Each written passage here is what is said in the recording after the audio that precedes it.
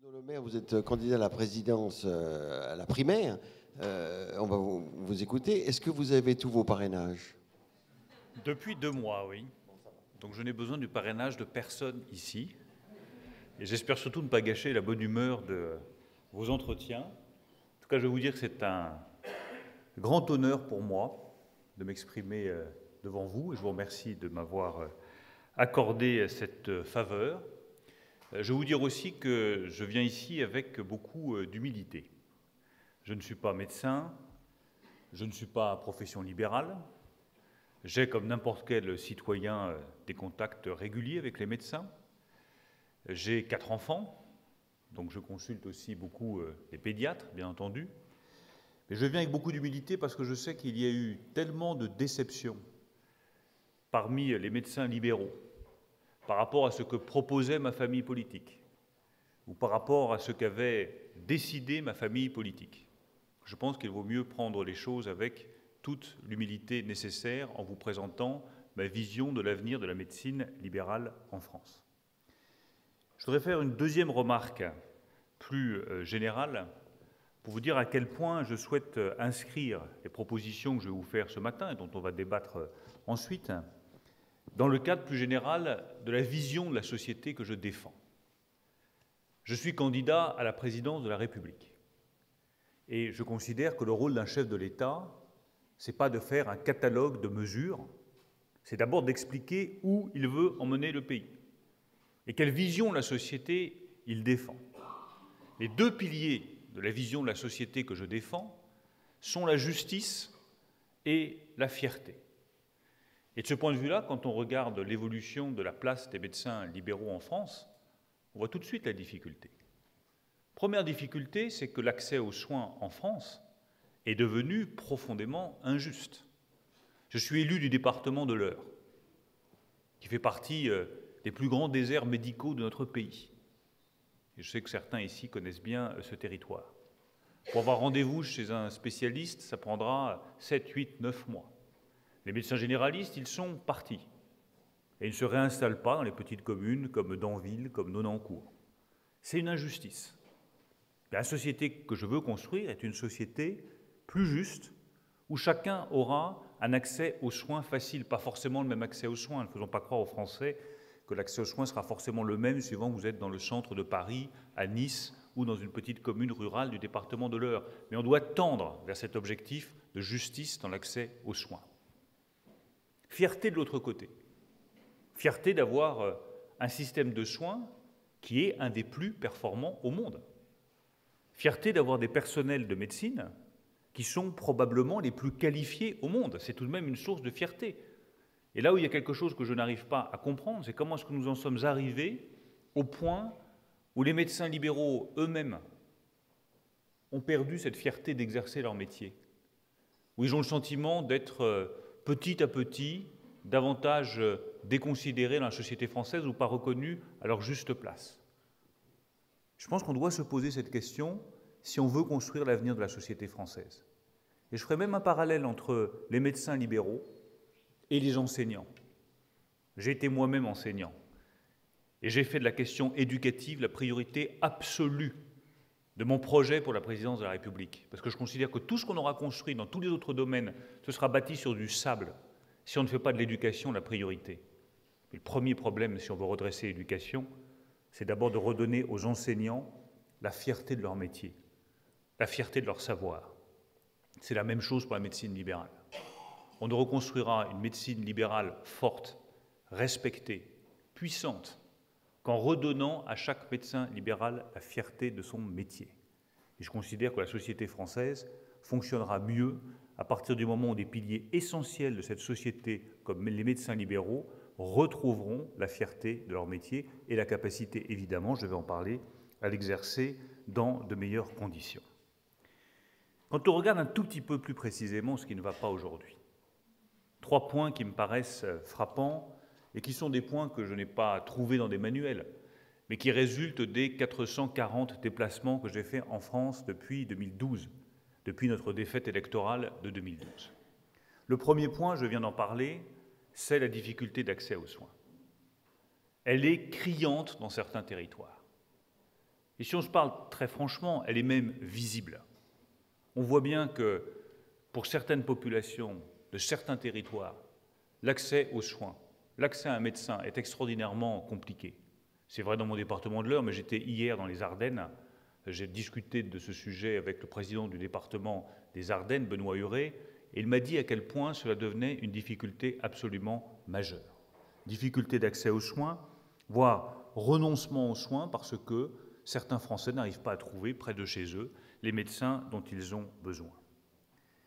Deuxième difficulté qui résulte des contacts que j'ai eus avec vous, des échanges que j'ai eus avec beaucoup de médecins libéraux et qui m'ont fait évoluer dans le regard que j'avais sur la médecine libérale. Évoluer profondément sur votre métier, la manière dont il faut le considérer. C'est le découragement de beaucoup de médecins libéraux. Le découragement devant la difficulté d'installation. Le découragement devant la solitude pour une jeune femme qui s'installe, qui doit reprendre un cabinet, se retrouver seule. Reprendre ce cabinet, ce n'est pas forcément quelque chose de facile. Les chiffres sont d'ailleurs absolument sans appel. Près de 25% des jeunes diplômés de faculté de médecine ne s'inscrivent pas à l'ordre. 10% des jeunes médecins seulement choisissent de poser leur plaque et de s'installer. On peut toujours critiquer les chiffres ou les relativiser. Je dis simplement qu'à partir du moment où il y a une formation aussi importante et d'un aussi haut niveau des jeunes médecins en France, elle devrait conduire mécaniquement à l'inscription de 100% des personnes, à l'installation la plus large possible. Il y a là une difficulté qui doit être résolue. Enfin, troisième élément que je tiens à mettre en avant, c'est évidemment toutes les dépenses inutiles, tous les gaspillages dont souffre notre système de soins. Si on veut revaloriser la médecine libérale, il faut être capable de dire qu'il y a ailleurs dans notre système de santé des dépenses, des gaspillages, des gâchis qui sont absolument inacceptables. À partir de ce constat, qu'est-ce que je vous propose? Et comment est-ce qu'on peut essayer d'avancer ensemble?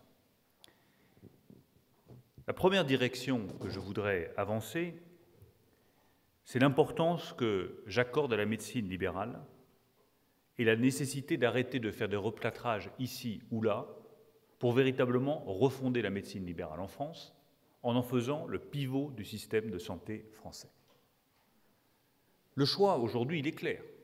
Soit on estime que de toute façon, on n'arrivera pas à revaloriser les médecins libéraux, on n'arrivera pas à leur redonner leur place dans la société, et que dans le fond, la société de demain, c'est l'hospitalisation à tout va et l'hôpital comme pivot absolu du système de soins. C'est le choix de certains, et je pense que l'intérêt d'une élection présidentielle, c'est justement de débattre de la vision que l'on a de la société, de la structuration que l'on a dans la société. Certains disent, et l'écrivent d'ailleurs publiquement, que demain, dans 10 ans, 15 ans, 20 ans, tout devra tourner autour de l'hôpital qui sera le nœud du système de santé français. Ça n'est pas ma vision. Et je conteste cette vision. Et je juge d'ailleurs extraordinairement paradoxal de dire qu'il faut réduire les dépenses publiques, mieux organiser l'offre hospitalière, faire de l'hôpital un lieu d'excellence et un plateau technique, et en même temps le remettre au cœur de l'offre de soins français. C'est totalement paradoxal, et pour moi, ça ne tient pas la route. Donc je fais un autre choix que j'assume totalement de dire le pilier de l'offre de soins en France, c'est le médecin libéral. Et ça doit redevenir le médecin libéral. C'est le cap que je fixe. Et ce qu'il faut que nous regardions ensemble, c'est comment est-ce qu'on y arrive? Comment est-ce qu'on peut arriver là? Je vous dis tout de suite, je n'ai pas toutes les solutions, on va en débattre là. Je vous dis simplement que mon choix politique, celui que je présenterai à la primaire, et une fois que j'aurai gagné à la primaire, à l'élection présidentielle, ce sera la place du médecin libéral comme pivot du système de soins français. Rebâtir cette place, c'est respecter aussi le sens des mots.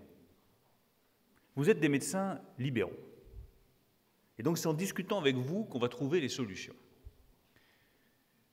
Vous savez que je suis sorti de l'École nationale d'administration, et un des petits penchants négatifs des élèves qui sortent de l'École nationale d'administration, c'est de vouloir tout diriger à la place de tout le monde.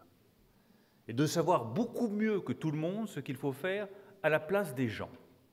Et dire par exemple, il y a des déserts médicaux, Donc je vais obliger tous les médecins à aller s'installer à tel ou à tel endroit. Ils n'auront pas le choix, hein, sauf que la société ne fonctionne plus comme ça. Et donc un des premiers points que je veux mettre en avant pour remettre le médecin libéral au cœur de l'offre de soins français, c'est qu'il ne faut bâtir que sur la volonté des médecins et la liberté des médecins et pas sur la contrainte ou l'obligation d'installation. Je fermais tout de suite la voie à cette porte-là, qui est trop souvent empruntée par les pouvoirs publics français, qui est de dire, écoutez, vous les médecins libéraux, vous allez faire ceci, vous allez faire cela, vous allez vous installer à tel endroit. On manque de médecins, vous n'aurez pas le choix, vous serez forcés, sinon vous n'aurez pas de conventionnement. Ça ne marchera jamais. La contrainte, dans une société moderne, dans une société ouverte, ça ne fonctionne pas. Je crois bien davantage au travail en commun, à l'incitation et aux voies que nous allons arriver à construire ensemble. Si on poursuit dans cette voie, commençons par les études de médecine. Là encore, les remarques que je vous fais, c'est des remarques qui viennent de toutes les discussions que j'ai eues avec des médecins libéraux et aussi avec des jeunes médecins, notamment pour un grand nombre d'entre elles, avec des jeunes femmes qui sortaient de leurs études de médecine ou qui venaient d'entrer dans leurs études de médecine.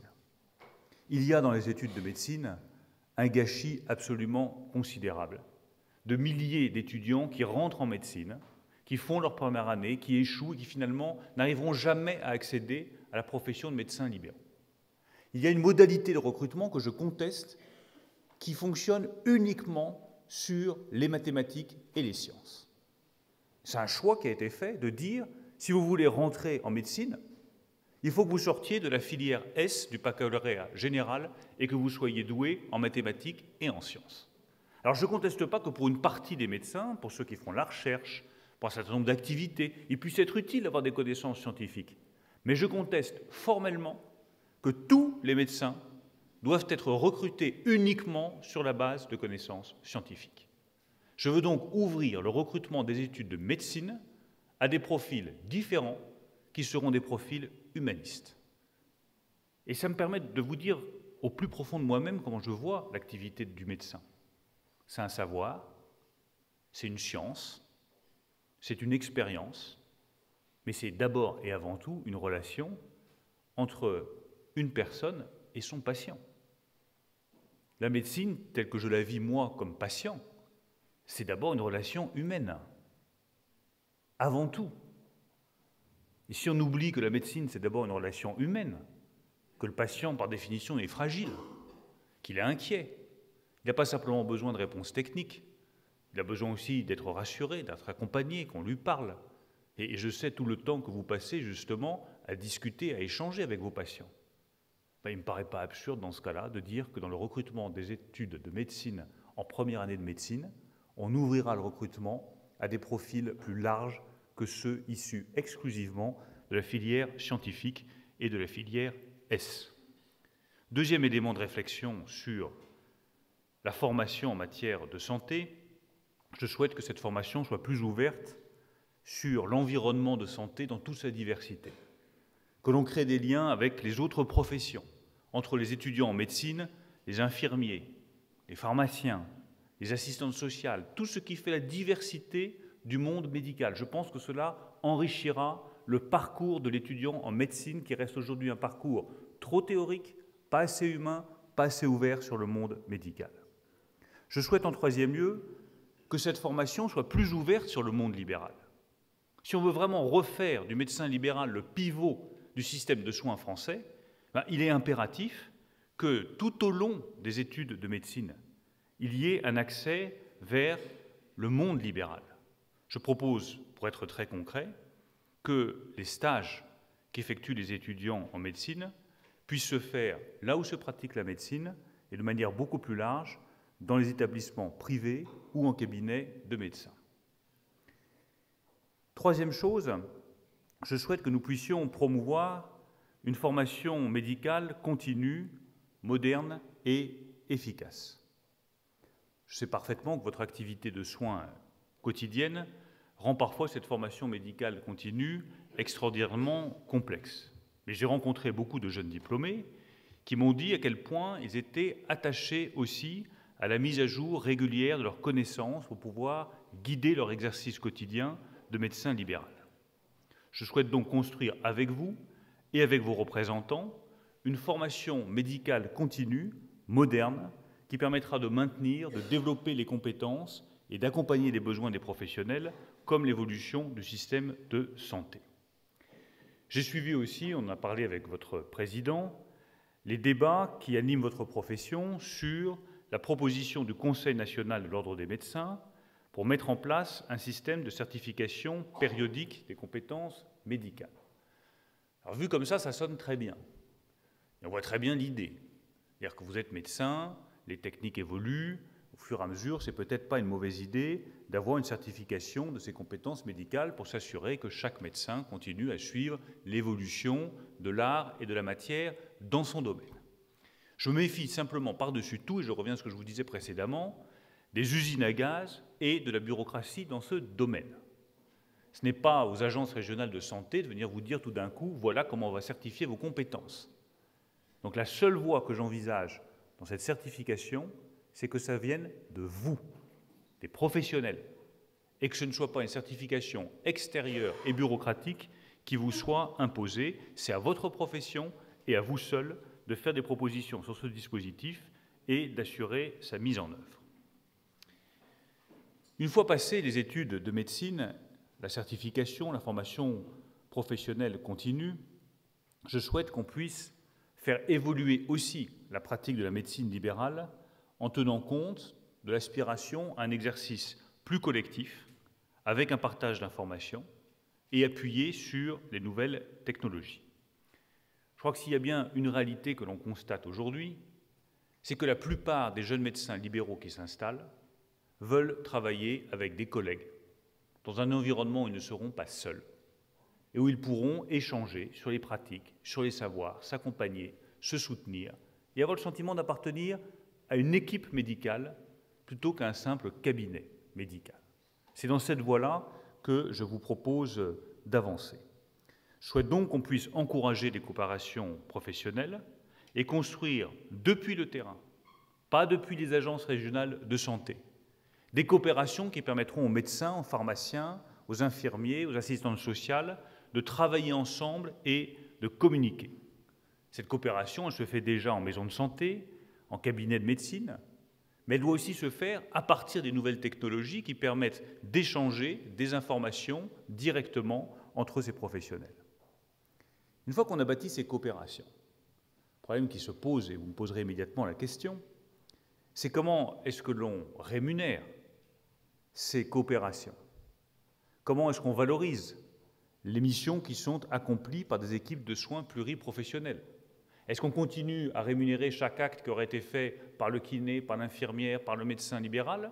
Ou est-ce que l'on envisage un système de rémunération qui puisse valoriser ce travail en équipe? Moi, je souhaite qu'on ouvre le chantier d'une rémunération plus généreuse des missions réalisées par des équipes de soins pluriprofessionnelles pour valoriser ce travail en équipe. Je souhaite également qu'on facilite la possibilité pour les médecins libéraux de venir exercer dans d'autres établissements de santé pour diversifier leurs activités, que ce soit des hôpitaux, que ce soit des cliniques. Je n'arrive pas à comprendre pourquoi ça reste compliqué aujourd'hui, dans beaucoup de régions, pour un médecin libéral, d'aller travailler dans un hôpital ou dans une clinique. Je souhaite que les médecins libéraux puissent participer aux travaux de recherche. Parce qu'après tout, qui est au plus près du terrain? Qui est au plus près des patients? Qui a la possibilité de faire des cohortes pour dire voilà les différentes pathologies que l'on a vues, voilà ce qu'on a noté, voilà ce que nous relevons, voilà ce qui nous paraît intéressant de relever. C'est vous qui pouvez le faire. Donc pourquoi est-ce qu'on ne vous donne pas toutes ces possibilités-là de travail en équipe, de travail dans d'autres établissements et de participation à des travaux de recherche? Je pense que c'est en ouvrant justement le spectre des activités du médecin libéral qu'on pourra remettre aussi la médecine libérale au cœur de notre système de soins. Je souhaite enfin qu'on puisse mieux valoriser le temps et la décision médicale. Quand on regarde votre activité quotidienne, il y a trop peu de temps pour examiner le patient et trop de temps consacré aux charges administratives qui peuvent représenter jusqu'à 3 heures d'activité dans votre journée. Vous n'avez pas fait les études que vous avez faites et vous ne vous êtes pas engagé dans la médecine libérale pour devenir fonctionnaire derrière un bureau à remplir de la paperasse. Or, c'est malheureusement une grande partie de votre activité aujourd'hui. Je souhaite donc qu'on puisse fluidifier les parcours de soins en renforçant la coordination des professionnels de santé. Et je le redis, je conduirai une politique qui fera du travail en équipe, au plus près du terrain, la ligne directrice de l'évolution de l'exercice médical. Je ferai également des nouvelles technologies de santé une priorité d'investissement absolue. Le développement des outils numériques, le développement de la télémédecine qui a été, je le rappelle, lancé dans mon département de l'Eure, est un atout et pour les patients et pour les médecins. L'accès aux soins, la télémédecine, les téléconsultations vont jouer un rôle absolument crucial dans les années à venir. Mais il faut vous garantir cet accès technologique en accélérant les investissements en très haut débit dans tous les départements français. Ça fait partie des projets que je porte dans le cadre de la primaire. Et en même temps, je le redis, être capable de rémunérer correctement ces actes liés aux nouvelles technologies. Deuxième grand axe de la revalorisation de la médecine libérale, c'est évidemment la possibilité de mieux rémunérer les médecins et de mieux valoriser leurs actes. Je souhaite que nous investissions financièrement dans la médecine libérale. Et quand je vous dis que les choix politiques aujourd'hui sont très tranchés, entre ceux qui veulent faire de l'hôpital le pivot ou ceux qui veulent faire du médecin libéral le pivot du système de soins, il y a aussi derrière les choix qui vont être faits en matière de dépenses d'assurance maladie. Je veux d'abord insister sur le fait que, quoi qu'en disent certains, quelles que soient les promesses de campagne un peu hasardeuses qui sont lancées dans cette période de primaire, de toute façon, les dépenses de santé augmenteront pendant le prochain quinquennat. Et tous ceux qui prétendent ramener à zéro l'augmentation des dépenses de santé ou réduire l'ONDAM n'ont pas regardé la France en face, n'ont regardé ni le vieillissement de la population française, ni le prix des nouvelles technologies qui pèsent lourdement aujourd'hui sur les dépenses de santé en France.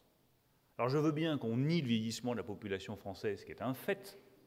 Je veux bien qu'on dise aux Français qu'ils n'auront plus accès aux meilleurs soins et aux technologies les plus pointues parce que ça coûte trop cher, mais moi je n'assume pas ce discours.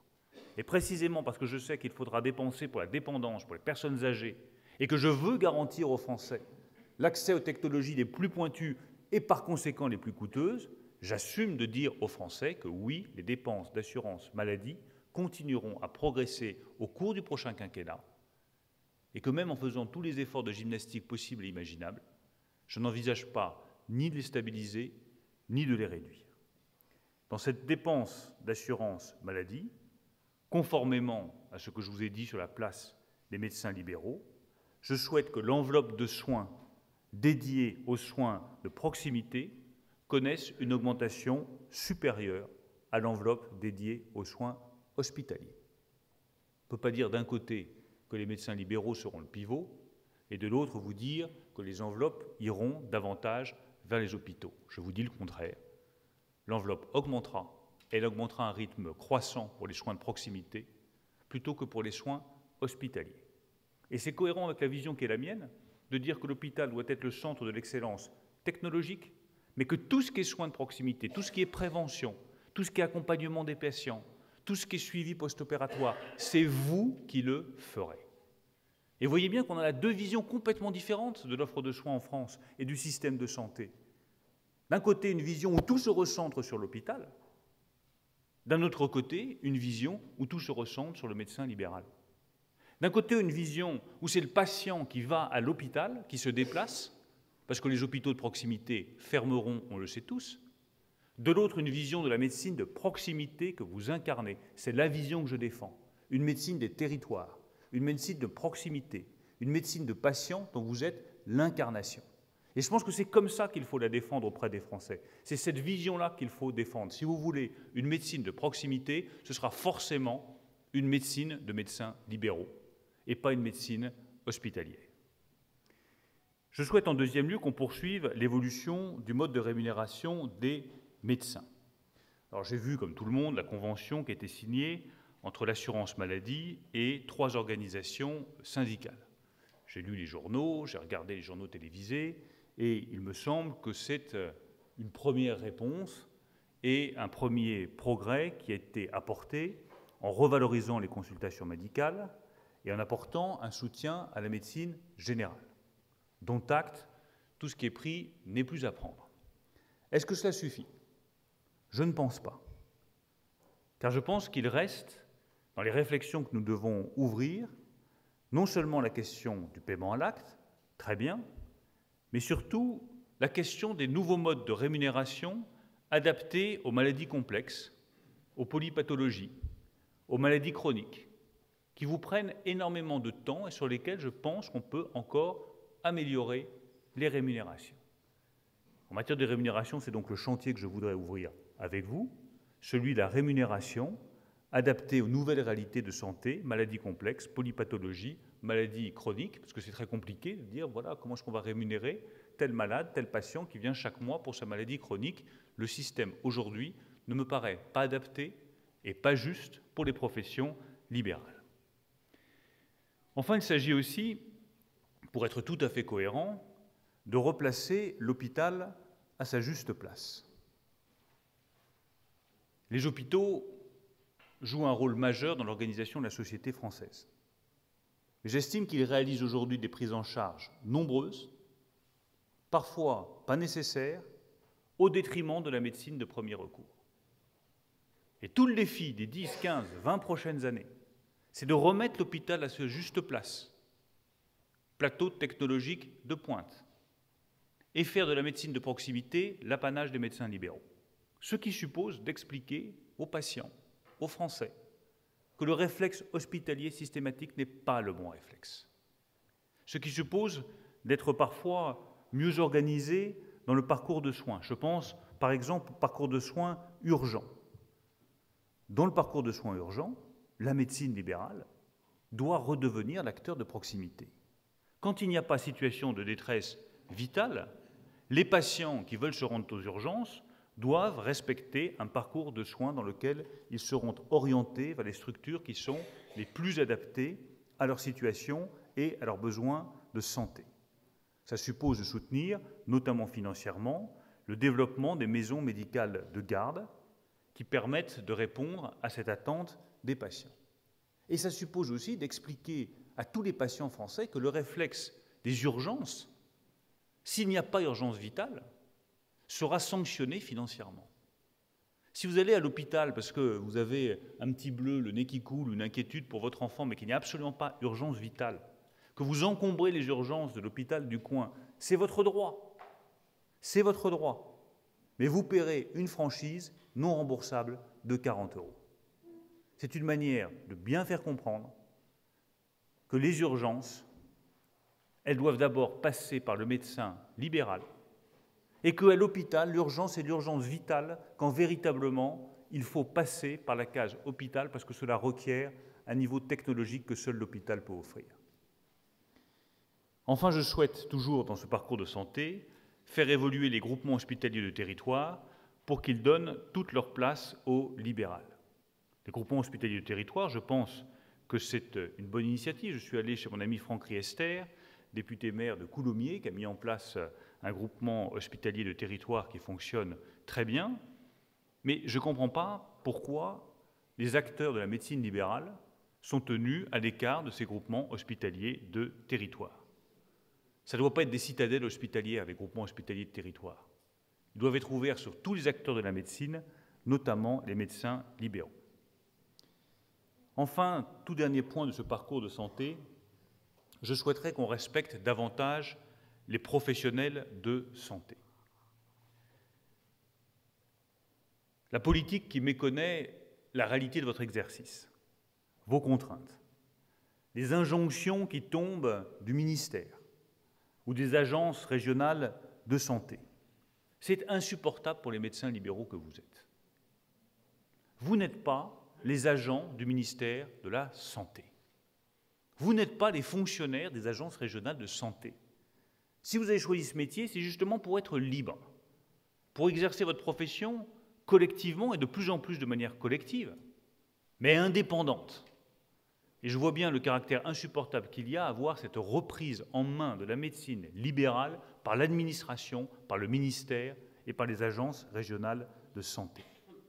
Le respect de votre profession et de votre liberté sera ma marque de fabrique si demain je suis élu président de la République.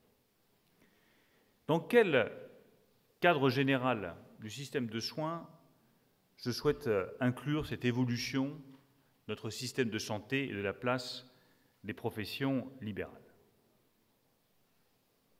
Je ne veux pas que le système solidaire, qui est au cœur de notre système de santé, recule. J'ai combattu le projet du gouvernement et la loi santé portée par Marisol Touraine. Je l'ai combattu pour des raisons de fond. Je l'ai combattu d'abord parce que c'est un projet qui aboutit à renforcer la place des mutuelles au détriment de l'assurance santé. Et que je considère, c'est ma vision en tout cas, que la solidarité doit rester au cœur de notre système de santé. Et que le développement tous azimuts du poids des mutuelles, de leur rôle, ne va pas dans la bonne direction. Je refuse que les réseaux de soins soient pilotés par les complémentaires.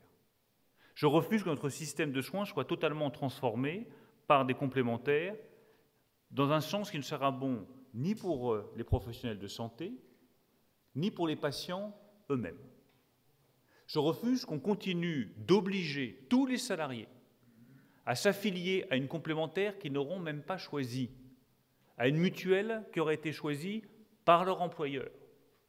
Et je constate qu'à force de renforcer ce poids des mutuelles, d'obliger les salariés à s'affilier à une mutuelle plutôt qu'à une autre, nous avons des mutuelles qui ont les coûts de fonctionnement parmi les plus élevés de tous les pays développés.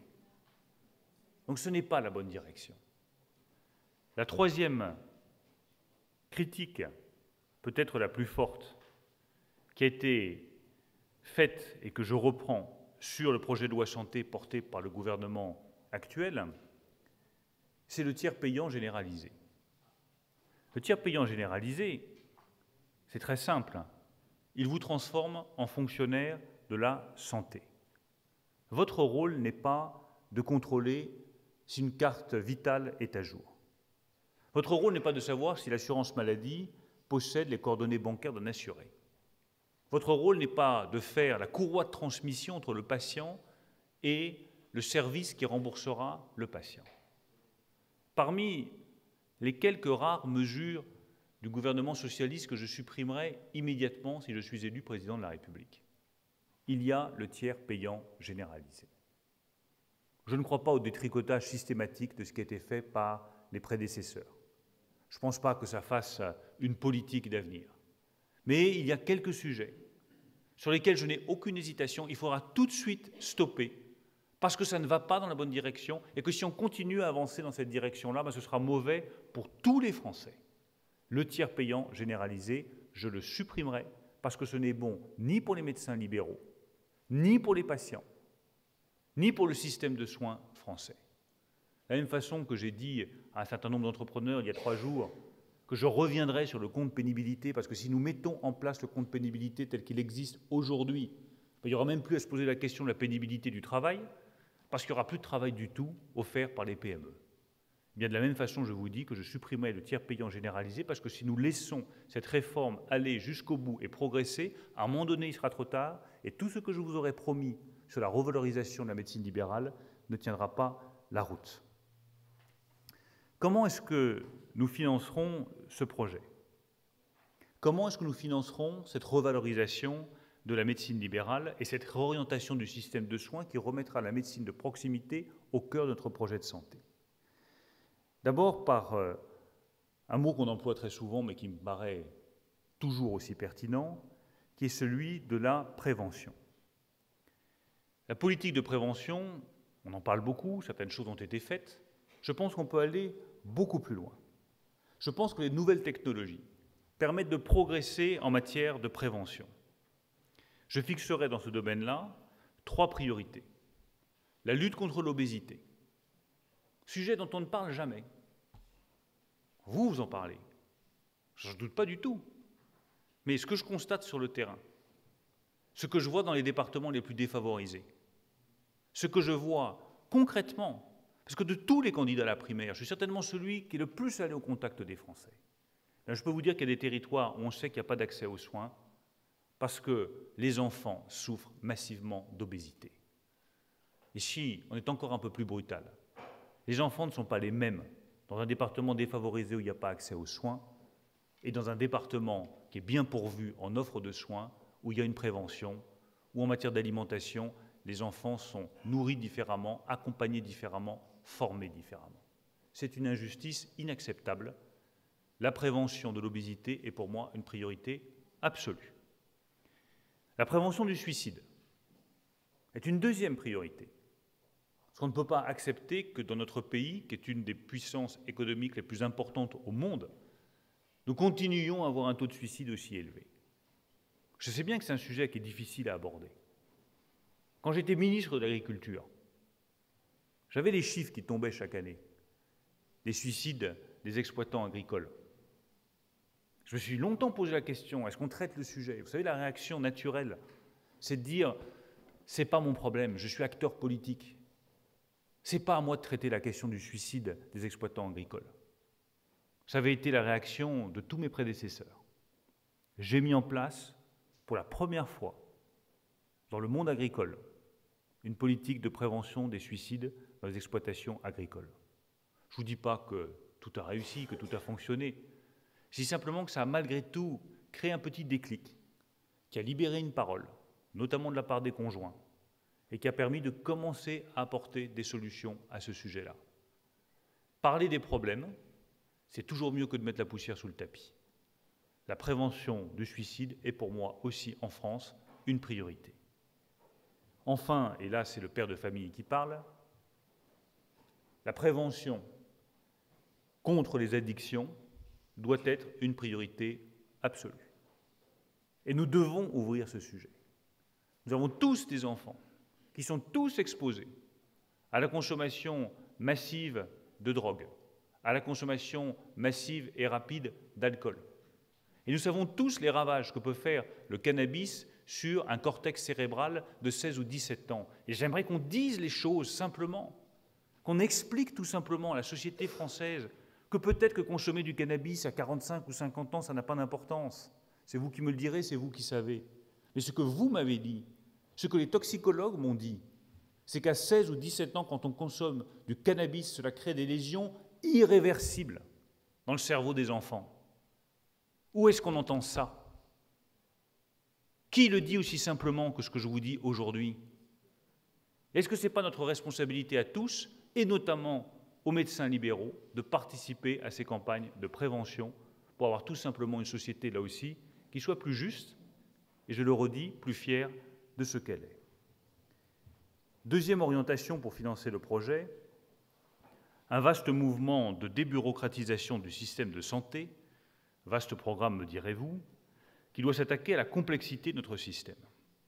Il y a des agences, il y a des strates, il y a des niveaux de gestion, il y a des instruments de régulation qui se multiplient dans tous les sens dans le système de santé. Ils doivent absolument être simplifiés. Parce que toutes ces lourdeurs-là, elles se répercutent sur vous, sur les professionnels de santé, qui sont totalement aspirés par le poids de ces dépenses bureaucratiques. On doit et on peut fusionner certaines agences qui gravitent dans le paysage sanitaire. On doit et on peut simplifier l'administration de la santé en France. On doit et on peut simplifier l'organisation des agences régionales de santé. C'est un impératif absolu. On peut le faire et on doit le faire. Je rappelle, juste pour donner un chiffre, qu'en matière de dépenses de fonctionnement du système de santé, c'est en Allemagne 5,4% de l'ensemble des dépenses de santé. En France, c'est plus de 7%. Qu'on n'aille pas m'expliquer que nous ne sommes pas capables de réduire les dépenses de fonctionnement au profit de la santé et au profit des experts et des spécialistes de la santé. Enfin, la dernière direction que je retiens pour réduire les dépenses et par conséquent redonner du financement au projet qui est le mien, au-delà de la prévention, au-delà de la simplification de la bureaucratie de la santé, c'est évidemment la responsabilisation des patients. Ce n'est pas un discours facile à tenir. Mais je pense que c'est un discours que les gens peuvent entendre.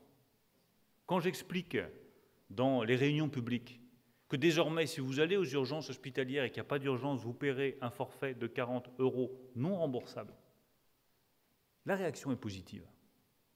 Les gens comprennent parfaitement. Quand c'est juste, les gens comprennent parfaitement. L'aide médicale d'État, je la supprimerai pour la remplacer par une aide médicale urgente. Qu'on fasse attention aux maladies transmissibles, qu'on accompagne une personne, y compris en situation illégale, quand elle a eu un infarctus ou un accident de la route, évidemment. Mais que l'aide médicale d'État soit devenue un moyen de rembourser des soins de confort à des personnes en situation irrégulière sur notre territoire, non. La responsabilisation, c'est le remplacement de l'aide médicale d'État par une aide médicale urgente. L'amélioration de l'observance des traitements, c'est aussi un défi absolument considérable. On sait parfaitement qu'il y a un argent extrêmement important gaspillé parce que les gens ne suivent pas leur traitement. Bien, mettons l'accent sur ce sujet-là pour arriver là aussi à faire des économies qui en même temps se traduiront par une meilleure offre de soins. Je passe sur l'intensification de la lutte contre les fraudes, contre l'explosion de certaines dépenses comme les dépenses de transport par exemple. Il y a matière à faire des économies significatives dans notre système de santé et ces économies ne se traduiront pas par moins de qualité de soins pour les patients, mais plus de qualité de soins et une meilleure organisation de cette offre de soins. Voilà les quelques remarques que je voulais vous faire. Pardon d'avoir été un peu didactique dans mon exposé. Je conclurai juste en vous disant, comme j'insistais au début de mon exposé, sur la nécessité absolue qu'il y a à travailler ensemble.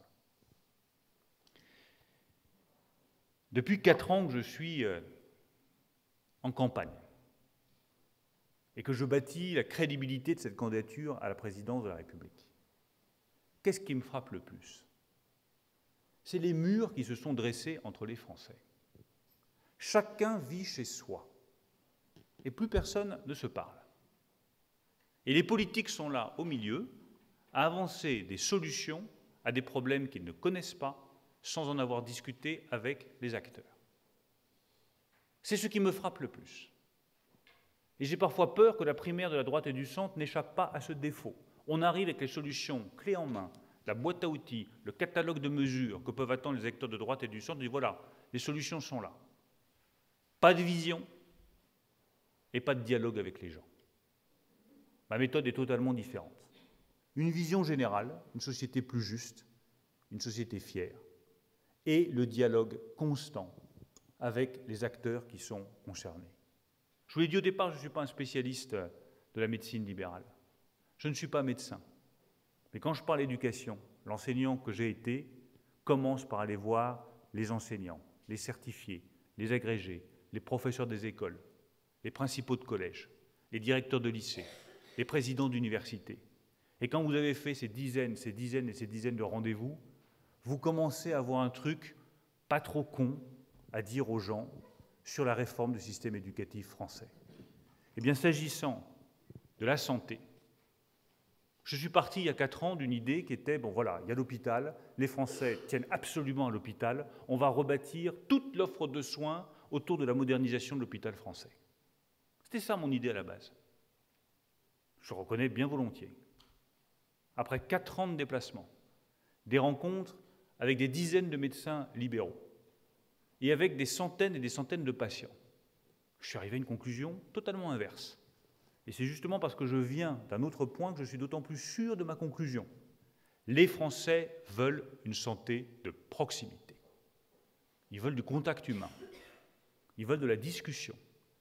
Ils ne veulent pas être traités comme des pions. Et les seuls qui pouvaient offrir cette santé de proximité aux Français, c'est vous. Et donc, partant d'une hypothèse totalement différente, je suis arrivé 4 ans plus tard dans mon projet à vous dire « je remettrai la médecine libérale au cœur du système de santé français ». Merci à tous. Merci.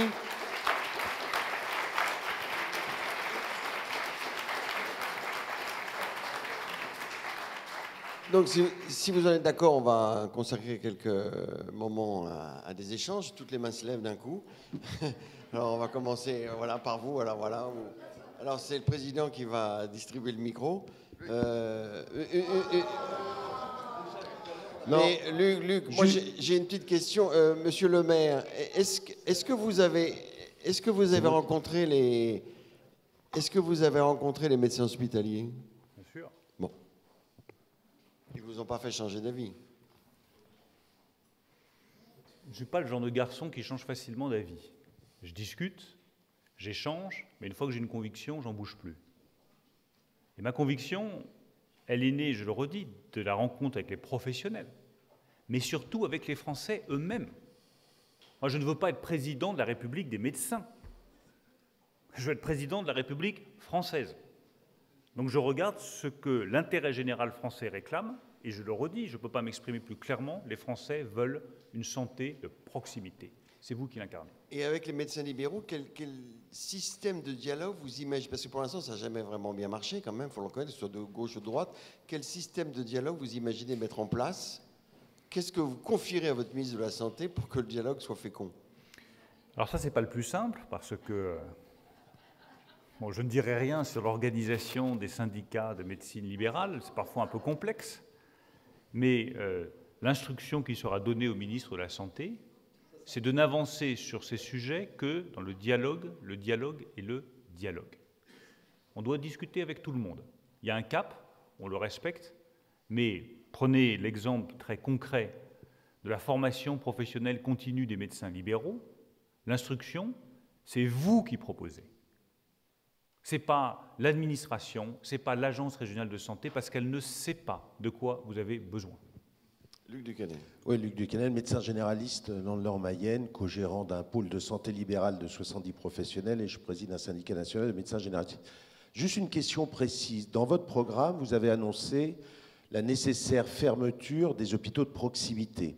Hôpitaux de proximité, anciens hôpitaux locaux. Je rappelle juste que là, vous êtes d'ailleurs dans une région, les Pays de la Loire, où il y a beaucoup d'hôpitaux de proximité. Et leur spécificité, en dehors de la proximité que vous mettez en avant, ce sont très souvent les médecins libéraux qui interviennent dans ces hôpitaux locaux, ce qui leur permet, au-delà de diversifier leur activité libérale, d'avoir aussi une activité dans des établissements de soins, et en plus, qui au niveau du parcours du patient permet souvent d'aller dans des hôpitaux généraux, on passe par des services d'urgence avec des prises en charge beaucoup plus lourdes, des examens complémentaires, parce que c'est un patient âgé, atteint d'une pathologie chronique qui se décompense, qui ne nécessite pas plein d'examens. Donc voilà, aussi souvent avec une aile, avec des soins palliatifs. Donc qu'est-ce qui justifie dans votre... quelle réflexion vous a amené à proposer la fermeture des hôpitaux de proximité? C'est des hôpitaux, mais des libéraux. Ça se complique, là. C'est les petits hôpitaux où viennent travailler des libéraux. On est bien d'accord. Les hôpitaux voilà. de proximité, c'est la définition, c'est les anciens hôpitaux locaux. C'est ce que nous avons à Danville, à Nonancourt, dans l'Eure, et qui peut marcher très bien. Je ne vous dis pas que je vais fermer tous les hôpitaux de proximité. Attention, là je me suis mal fait comprendre. Je dis simplement qu'il y a un certain nombre d'hôpitaux dans lesquels le nombre d'actes, les résultats qui sont obtenus ne justifient pas qu'ils restent ouverts. Donc il faudra avoir le courage, dans certains cas, de dire voilà, il y a tel hôpital de proximité, il y a un autre grand hôpital, un CHU, qui est à une vingtaine de kilomètres, on peut peut-être se séparer de celui-là. Mais maintenir les hôpitaux de proximité, plus j'aurais mauvaise grâce à vous dire le contraire, puisque j'en ai financé un certain nombre dans mon département de l'Eure. Donc ces hôpitaux de proximité, on peut parfaitement les garder ouverts, à partir du moment où il y a le nombre d'actes suffisant, les professionnels libéraux qui viennent y travailler, et qu'il n'y a pas 10 km à côté un autre gros centre hospitalier qui est plus performant et moins coûteux. Patrick Carlioz, chirurgien pédiatre libéral exclusif. Votre discours professoral est très structuré et très attractif, mais malheureusement, votre famille politique nous a beaucoup découragés. Ça a commencé en 1996 avec votre concurrent, et qui a réussi à mettre 2 millions de personnes dans la rue, dont 90% de médecins. Et puis après, ça a continué avec Doublabla qui nous a mis en mai 2004 son problème de DMP. Et 14 ans après, on est toujours dans la même discussion d'une impasse sur l'interopérabilité. On a entendu un discours encore pendant une demi-heure où on bute toujours sur le même problème, alors qu'on a dans des pays étrangers des solutions très faciles. 17 millions de Japonais sont avec leur clé USB et s'ils ne viennent pas avec la clé USB chez le patient, la mutuelle et chez le médecin, la mutuelle et le système d'assurance ne les remboursent pas. Donc, quelles sont vos propositions pour faciliter? Vous parlez d'innovation, de choses comme ça, mais pourquoi ne pas les prendre ailleurs? On est toujours franco-français, autant les politiques qui croient toujours avoir fait la meilleure chose que les médecins qui croient toujours qu'ils sont les meilleurs, alors que dans d'autres pays, il y a d'autres choses. Je vais répondre aux deux aspects de votre question. Je laisserai de côté la remarque sur 1996, parce que je sais que ça me retombera forcément sur le coin de la figure à un moment ou à un autre. Moi, en 1996, je ne faisais pas de politique. Le dossier médical personnalisé, c'est l'exemple typique de l'échec de la technocratie en matière de santé. C'est tout. Moi, je suis technocrate à la base. Je suis devenu politique. Je n'aime tellement pas la technocratie que j'ai proposé la suppression de l'École nationale d'administration, c'est vous dire. Et le DMP est l'exemple vivant de l'incapacité de la technostructure à gérer les problèmes de santé. Vous citez la clé USB, on pourrait citer ce qui se passe aux États-Unis. Je suis allé voir aussi ce qui se passe aux États-Unis, j'ai des amis qui y habitent. On arrive avec son smartphone. On a tout son dossier médical personnalisé sur son smartphone, avec des indications qui ont été décidées par les médecins libéraux. Il n'y a pas toutes les indications dessus. Je sais parfaitement qu'on ne peut pas mettre toutes les indications et qu'il est bon que le patient n'ait pas accès à toutes les indications sur son DMP. Mais aux États-Unis, vous arrivez avec votre smartphone, il y a le dossier qui est dessus, c'est personnalisé et c'est le patient qui est responsable. On pourrait peut-être s'inspirer de ça. Mais vous voyez bien la rupture que je veux engager. Et c'est bien pour ça que je suis candidat à la primaire et que je porte le renouveau. C'est qu'on ne va pas reprendre les vieilles recettes d'une technocratie qui va tout décider, mettre en place un dossier, et ça fait des années qu'elle y travaille, et ça fait des années qu'elle échoue.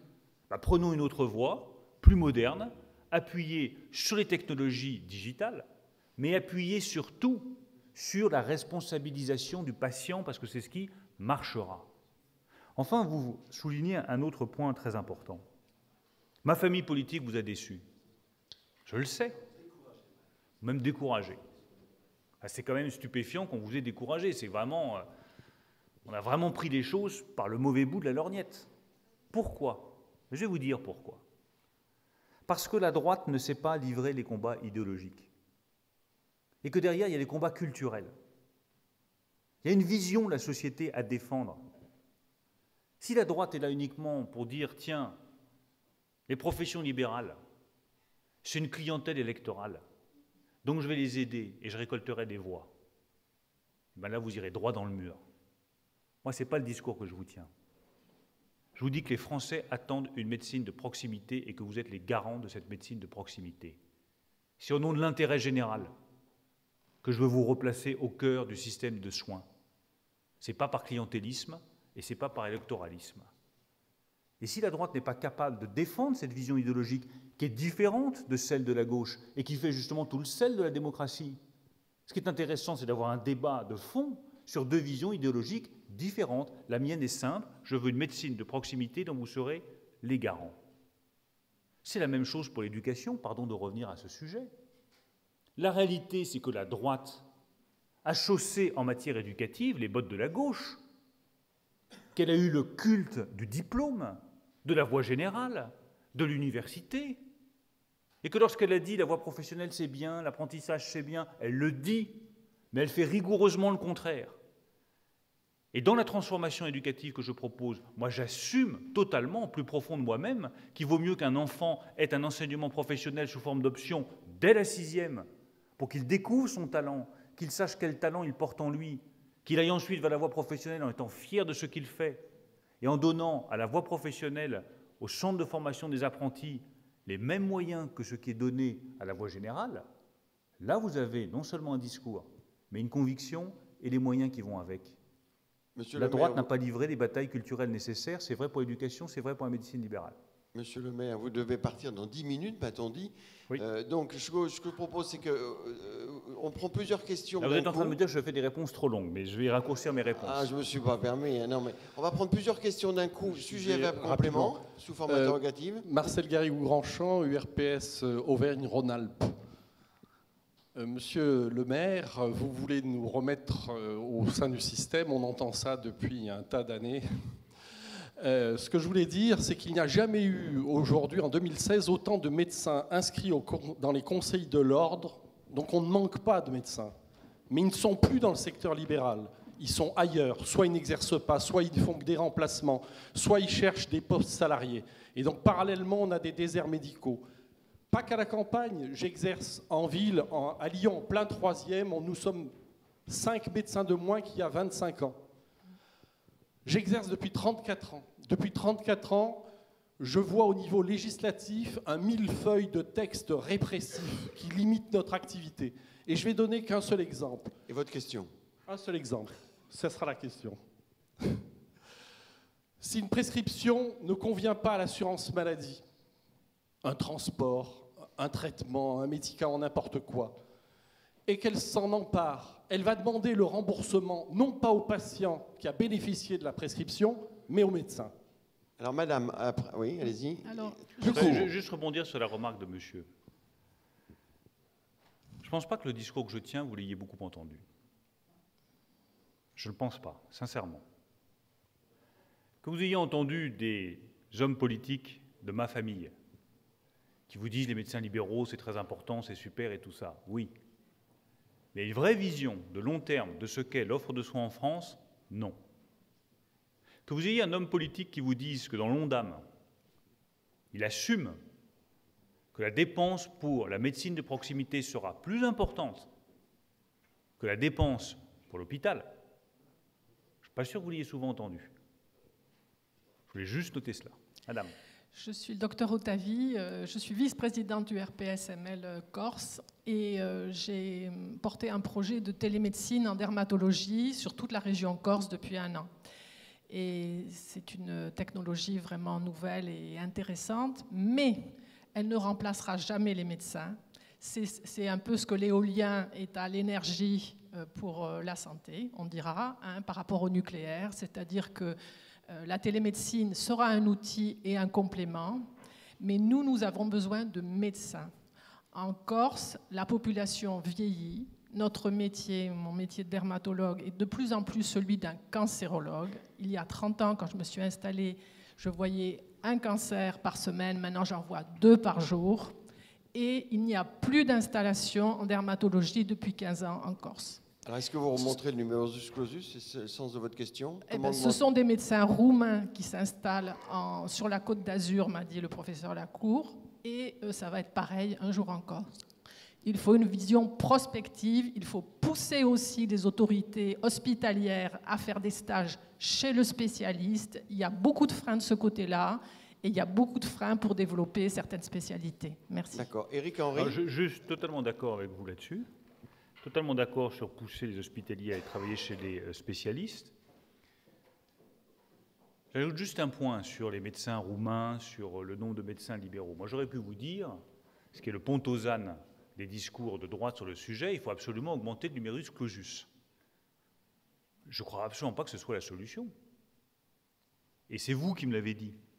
Parce que pendant, je dirais, des mois, j'ai dit il faut augmenter le numerus clausus, il faut augmenter le numerus clausus, il n'y a pas assez de médecins. Jusqu'au jour où il y a des médecins qui sont venus me voir et qui m'ont dit, monsieur le maire, vous dites une énorme connerie. Le sujet, ce n'est pas qu'il y ait plus de médecins et plus de numerus clausus, c'est que les gens qui font des études de médecine soient incités et envie de devenir médecins libéraux. C'est ce qui m'a amené à tenir le discours que je vous tiens aujourd'hui. Éric Henry. Ici, là. Il y a 2 personnes aussi là. Allez-y. Vous avez cité la prévention, l'obésité, la prévention du risque suicidaire, la dicto chez les enfants. Vous avez oublié les troubles spécifiques de l'apprentissage. Et moi, j'aimerais bien que vous m'expliquiez le lien que vous allez faire, parce que je suis fils d'instit et je suis médecin. Et je pense que l'éducation d'une population se fait dans les écoles. Quel lien vous ferez entre la médecine libérale et le monde de l'école, puisqu'actuellement, il y a un médecin pour 10 000 gamins. Et je pense que ce n'est pas avec ça qu'on va éduquer nos enfants à la bonne utilisation du système de santé, à la bonne pratique pour être en bonne santé quand ils seront âgés. Qu'est-ce que vous avez comme modèle là-dessus à nous proposer? C'est parce que nous, on a envie de rentrer dans l'école, et pour l'avoir essayé, c'est la croix et la bannière. Donc en 15 ans, je crois que je suis rentré une fois dans une salle de classe parce que c'était ma fille qui était dans l'école, sinon j'ai jamais remis les pieds. C'est assez désolant. Donc j'espère que là-dessus, vous avez un programme, parce que nous, ça nous intéresse. Je trouve que c'est un chantier extraordinairement important. Donc moi, je suis tout à fait prêt à l'ouvrir avec vous. J'ouvrirai aussi un deuxième chantier dont je parle dans mes propositions sur l'école, le collège et le lycée, qui est la formation des enseignants aux élèves handicapés qu'ils doivent accueillir. Car je rappelle que vous avez aujourd'hui de plus en plus d'enseignants qui doivent accueillir des gamins qui souffrent de handicap physique ou de handicap mental lourd, des enfants autistes, et que les AVS, qui font 20 heures par semaine, qui ne sont pas disponibles dans tous les établissements, ne suffisent pas pour accompagner ces enfants. Il faut aussi former les enseignants à l'accompagnement de ces enfants. Donc les deux directions, c'est oui à l'accès des médecins libéraux aux écoles et oui à la formation des enseignants à l'accompagnement des élèves en situation de handicap.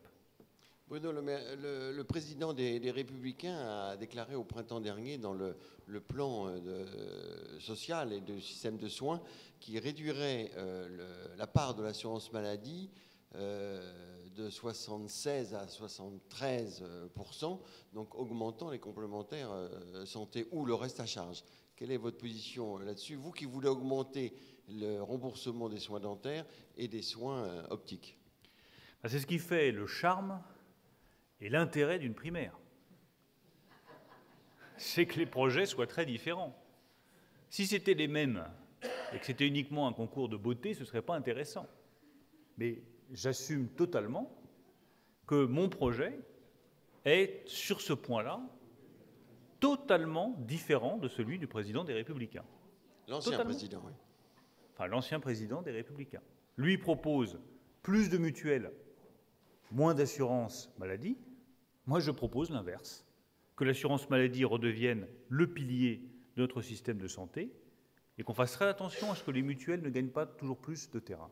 Et vous, voilà, vous trancherez. Vous avez un objectif de part, 80% Je n'ai pas d'objectif de part, je sais simplement que je ne veux pas que les mutuelles continuent à gagner du terrain sur le système de santé, que je suis attaché à l'assurance maladie, attaché à la solidarité, que j'estime que les mutuelles aujourd'hui ont des dépenses de fonctionnement qui sont totalement excessives par rapport à ce qu'elles peuvent apporter, et donc je pense que c'est la mauvaise direction, donc j'en prends une autre, et après c'est vous qui décidez. Peut-être une dernière... Merci d'avoir posé la question, parce que... C'est important. C'est plus qu'important. Quand on me dit, mais dans le fond, on votera pour l'un ou pour l'autre, la France ne sera pas la même dans 15 ou dans 20 ans, suivant que vous votez pour un candidat ou pour un autre candidat, car les directions sont différentes. Une dernière question peut-être, ou deux, si vous avez le temps. Oui, alors c'est une double question de pédiatre, puisque nous sommes pédiatres toutes les deux. Et vous parlez de prévention. La prévention, elle commence par le jeune âge, dès la naissance. Et pourtant, effectivement, on entend beaucoup parler de prévention de l'adulte, alors qu'il y a beaucoup de pathologies que, bien prises en charge, que ce soit l'obésité, comme vous parliez, avec notamment l'alimentation et les conseils alimentaires adéquats depuis la naissance et le suivi de la croissance optimale et donc bien pris en charge par les pédiatres, que ce soit les troubles des apprentissages, et ce que vous me racontez effectivement sur toutes les difficultés scolaires auxquelles justement le monde enseignant n'est pas habitué. Voilà, il y a différentes choses. Et je voulais savoir, moi, puis je vais passer le micro à ma collègue, qu'est-ce que vous prévoyez pour la médecine scolaire? Qu'est-ce que vous prévoyez pour la médecine médico-sociale, les PMI, qui, justement, avec les régions, ont perdu beaucoup de leurs possibilités d'action et de prévention? En fait, j'aurais pas grand-chose à rajouter. Je pense que tout est... Parfait, parfait. Je vais terminer juste par cette question, parce que c'est bien de terminer par des questions portant sur les enfants, parce que c'est tout de même pour eux que nous sommes ici tous engagés.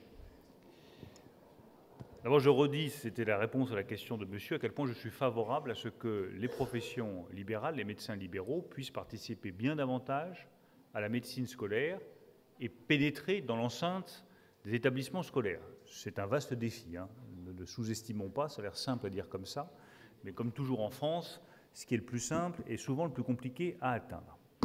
Ensuite, sur les difficultés d'apprentissage, oui, c'est une clé absolue. Entre un enfant qui, à la fin de la grande section de maternelle, maîtrise 400 mots de vocabulaire, et celui qui en maîtrisera 1300, 1400, les jeux sont faits. Les jeux sont faits. Celui qui a des troubles d'apprentissage, qui n'a pas le nombre de mots de vocabulaire et qui n'arrive pas à les incorporer, on va le faire passer dans la classe supérieure, le faire passer au CP, puis le faire passer au collège en 6e, et il va traîner comme un boulet ce handicap-là. Donc c'est le plus tôt possible, dès la maternelle, qu'il faut intervenir. Merci à tous et je vous souhaite de très belles rencontres et de profiter quand même un petit peu du soleil et de la boule. Merci à tous.